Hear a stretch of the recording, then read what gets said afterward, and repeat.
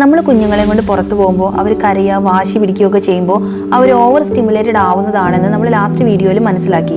ഇനി ആ സിറ്റുവേഷൻസ് എങ്ങനെ ഹാൻഡിൽ ചെയ്യാമെന്ന് നമുക്ക് നോക്കാം. നമ്മൾ കുഞ്ഞുങ്ങളെ കൊണ്ട് ഇങ്ങനത്തെ ഒരു ഓവർ സ്റ്റിമുലേറ്റഡ് ആവുന്ന ഒരു എൻവയോൺമെന്റിലേക്കാണ് നമ്മൾ പോകുന്നതെങ്കിൽ മാക്സിമം വേഗം അവിടെ നിന്ന് ലീവ് ചെയ്യാൻ നോക്കുക.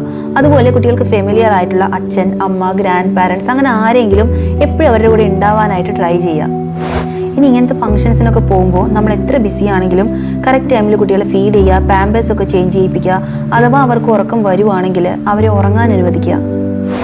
ഇനി വീട്ടിലെത്തിക്കഴിഞ്ഞ് നമ്മൾ ലാസ്റ്റ് വീഡിയോയിൽ പറഞ്ഞ പോലത്തെ സിംറ്റംസ് ഒക്കെ നമ്മൾ കുട്ടികൾ കാണിക്കുകയാണെങ്കിൽ അവരുടെ എൻവയോൺമെൻറ്റ് കുറച്ചുകൂടി കാം ആക്കാനായിട്ട് ലൈറ്റൊക്കെ ഒന്ന് ഡിം ചെയ്യുക, അവരോട് കുറച്ച് സോഫ്റ്റായിട്ട് സംസാരിക്കുക. പിന്നെ TV, മൊബൈൽ പോലത്തെ സ്ക്രീൻസ് ഒന്നും അവർക്ക് കൊടുക്കാതിരിക്കുക.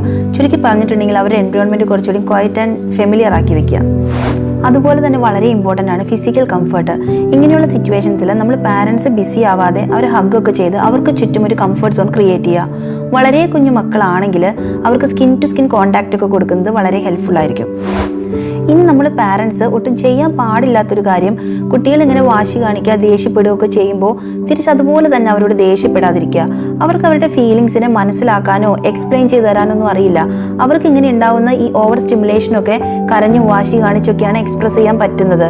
സോ നമ്മൾ ഈ സിറ്റുവേഷൻ മനസ്സിലാക്കിയിട്ട് നമ്മൾ പാരൻസ് കുറച്ചുകൂടി കാം, ക്വയറ്റ് ആൻഡ് റിലാക്സ്ഡ് ആയിട്ടിരിക്കണം.